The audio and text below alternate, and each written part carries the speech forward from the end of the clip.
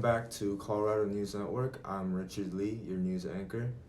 I'm here to report to you about the tragedy that has occurred 1 week ago at our local high school at Columbine, Colorado. Daniel, one of the students here at Columbine High School.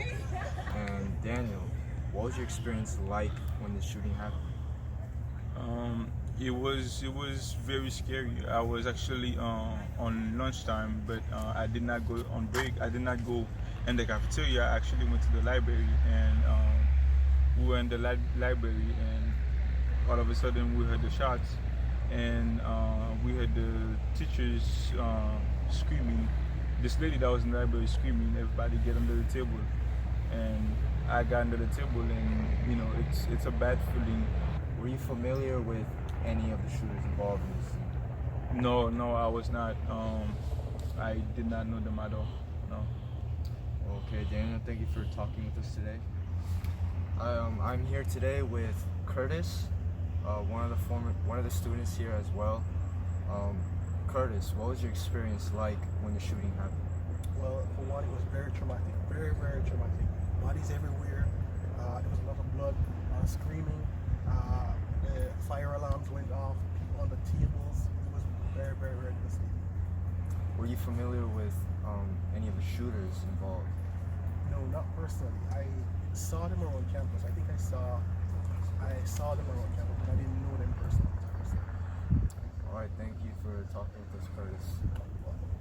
Here I am live. This is the Colorado News Network. I'm Sam Kim, and we're here with an exclusive interview with the father of one of the victims, Anna Ramsey. This is David Ramsey. Nice to meet you, David. Yeah. So, have you or your child, by any chance, have any previous experiences with the shooters involved? Whoa. I remember this one time I was picking up my daughter from school. We had just seen this kid. His mom picked him up. I just remember looking at his face, and he was just soulless. He had almost no emotional reaction to anything. And from that day forward, I knew there was something wrong with him. There was nothing good about him. On the day of the shooting, were you ever aware of any suspicious activity? Well, I remember there was talk about this bombing going on, that somebody wanted to bomb the school, but nobody really took it seriously. I mean, how could you take it seriously? It was just a normal day at school like anything else, Nobody really knew this would happen. What safety measures could have been done in order for an incident like this to never happen again? I mean, first of all, I just want to state that it's a tragedy this even did happen. I sympathize with all the parents and all the families who are affected by this ordeal. And what could I really say? What could have been done?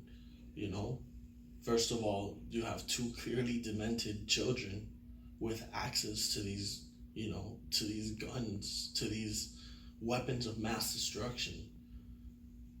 And then where are the security guards? Well, I was there. The police didn't even step inside to help these children. My daughter's in there suffering while they just stood outside doing nothing. What can I say? What could have been done differently? Now, from a human standpoint, you just lost your daughter. How do you feel about this?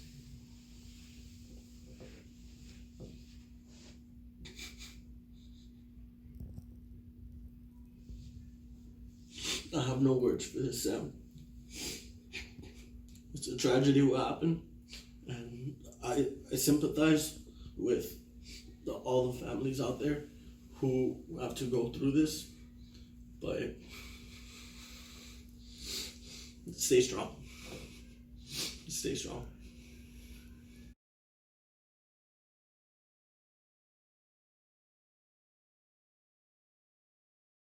Hello, I am Sheriff Simmons with the CPD, and I'm here basically to inform you guys of the investigation that we have going on concerning the school shooting that happened last week. Very difficult time for our community, and we are here to assist everyone that is in need of any help. If you need someone to talk to, we are here to assist, and the floor is open for any question. Go ahead. Yes. Are our children safe to go to school now? Well, like I said, we do have about 400 law enforcement officers available, and we will, of course, put extra officers at the school, and we'll have police cars going around the community just to make sure that we have people present to assist if anything was to happen. If we have all these members come together and we put together as a community, we can actually prevent incidents like this from happening. So, Sheriff, do you think that there should be an improvement to our gun laws? I do think that there should be improvement as far as gun laws because, again, these were teenagers from 17 to 18 years old. And we should definitely, as far as the lawmakers, they should definitely take a look into our gun laws and see what is it that they can do to prevent kids like 17, 18, or 19, or even further from having access to guns. I'm Jessica Lowe reporting from CNN, Colorado's news and networks. We have audio tapes from 911 operators of students calling in from Columbine High School, and here are the tapes. Stay in the line with me. We need to know what's going on. Okay. Okay. I am on the floor. Okay. You've got the kids there. And I've got every student in this library on the floor. You gotta stay on the floor. Is there any way you can lock the doors? Smoke is coming in from out there, and I'm a little bit. The gun is right outside the library door. Okay. I don't think I'm gonna go out there. Okay. You're in all of my night. I got 3 children. Okay. What on it? Okay. I'm not gonna go to the door to shut the door. Okay. I've got the kids on the floor. I got all the kids in the library on the floor. We have paramedics, we have fire, and we have police en route. Here I stand in front of Richard Castaldo, a Columbine shooter survivor. We're about to go in and ask him some questions about his experience during the shooting. Here I have sitting next to me, Richard Castaldo. Richard, where were you when the first shots were fired? I was sitting on the school lawn with my friend Rachel, and we were just eating lunch. And did the shooters approach you? Yeah, they did, and they went up to my friend, and they questioned her fate, and then they shot her dead right after. And did you try to escape? Yeah, I did. I tried running away, but unfortunately I got shot 8 times. And what was the last thing you remembered? I ended up in the hospital, and I had no clue what was going on, and I ended up being paralyzed, unfortunately. Richard Castaldo ended up being paralyzed from his waist down. He thanks God every day that he's alive. Hello, welcome to the Colorado News Network. I'm Richard Lee. I'm hosting this panel discussion talking about gun control in result of the tragic Columbine shooting that happened about a week ago. And we are having pro side, Dina Jackson, Jennifer Lowe, and here we have the con side, Angelo Santiago and Robert Montgomery. So the first question we'll be discussing will be, should guns be as accessible as they are currently? We're going to start with the pro side. Absolutely not. If guns continue to be as accessible as they are now, situations that just happened last week, like the Columbine shooting, will continue to happen. Exactly. I agree with that statement. And the real question we should be asking is it taking more lives or is it protecting more lives? What are the facts? The facts are that 13 innocent lives were taken last week. Here we go with the con side. Most definitely, it is one of the most effective ways a family can protect themselves. Not only themselves, but also their possession and also all their belongings. National surveys show that just last year alone, unarmed citizens were able to take down 1,500 criminals and spare both themselves and their families. But what gives humans the right to take another citizen's life? Where is the line drawn?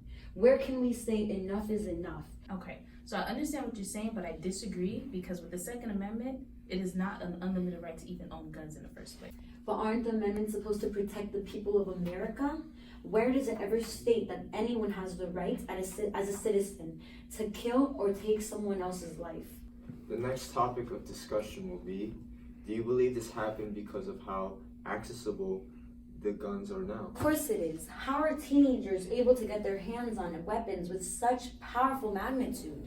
How is it so easy access for people to actually get guns and it be under the oath of America? This is why people go around the amendments, because it's not generalized for specific age groups. I think we're missing the point here. The guns are not the problem to be based with. The problem is the person behind the gun. And I, for one, believe that these two boys were some form of psychological imbalance behind it. And yet there's no law that binds them to not allow them to get their hands on these guns. But I think the majority of the problem is the teachers, because these students are making it well aware that they're troubled and that they're going to cause certain scenes, that these teachers don't come forward to bring it to the principal or anything to make it known. So when you don't bring it to their attention, they're going to continue doing it, and it's like we almost kind of just miss an opportunity to save others. Let me stop you right there, because one teacher did contact one of these students' parents, and they went to go get therapy and like psychological help, but he still lied. He said, no, I'm not gonna have these guns. No, I'm not gonna make these bombs. When he lied to his parents' face, to his teacher's face, and to his therapist's face. And he did these crimes anyways. To further that argument, I would just like to state, with a student body of over 800 people, how can one teacher really know what's going on at home? How can one teacher really just focus on one student that has problems? It's not the people behind the gun, it are the laws that we allow and abide to these people. It is the easy access that we give to these teenagers in order to get their hands on these weapons. But these teachers could have pushed hard enough and bring it to every school board, the principals, everybody, spread the word a little bit more and put it to more of attention. But if they didn't have the guns in the first place, if they didn't have access to it in the first place, this all wouldn't have happened. And it wouldn't have happened either if they let the school board or the principals and everybody know so that they could take full effect in it. All right, settle down. I think we should move on to the next topic. I agree. Do you think anything could have been done differently to avoid this catastrophe? A lot of things could have been done to avoid this catastrophe. A lot of things would have been different if we just enforced stricter gun laws, if we just took the time out of our own country to just step back and realize that guns are causing more problems than solving problems. It's taking more lives and it's actually committing more crime. Wouldn't the ratio of crimes decrease if we do a bid to stricter gun laws? Even if it's not taking away guns in general, it would still make a difference.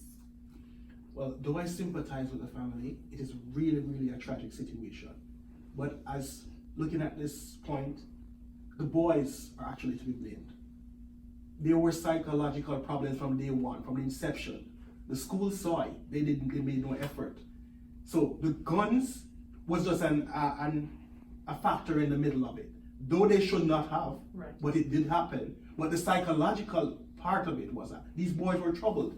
But and the guns gave them the power. But the teacher did saw that he was troubled from his essay.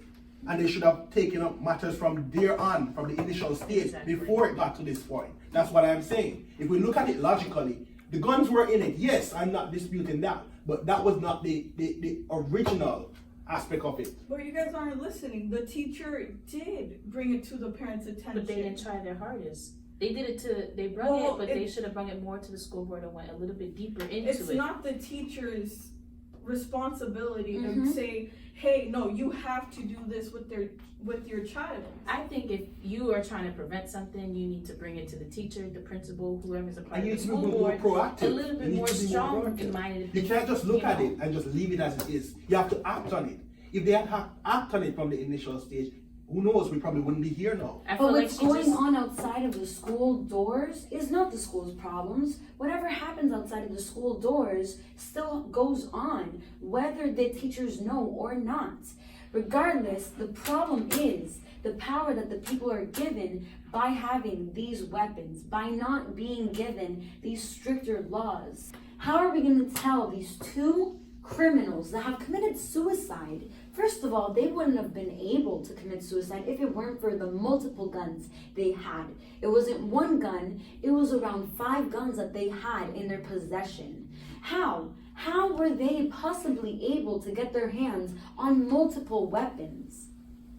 And it wasn't only the school's fault because they were shooting and practicing shooting in the woods. Okay, what about the things that were discussed in school? What about the little signs and gestures that they seen? The teacher only stated one thing, but why didn't she go furthermore with it? But are those the victims' faults? Are you saying that you're gonna put the blame on the victims for not speaking out? Not blaming them, but they could have did a little bit more. But listen, it went to the point where the authorities got involved. Remember, Billy's parents made a statement to the police stating after he posted online what he was going to do to Billy. Right. So it was already out there. They already knew of the mindset that they were, and yet they didn't act on it. So it could have been prevented from that point on. And yet, how are you not to say that it could have all been prevented if guns were stricter with laws? How would it have not been prevented if Americans just took a second of their ignorant minds and just take away a little bit more of their freedom to say, you know what? Kids' lives matter more than the freedom of us to have arms. Well, this concludes our panel discussion about gun control. We'll see you next time on the Colorado News Network. Now you get to decide which side you're on. Thanks for watching.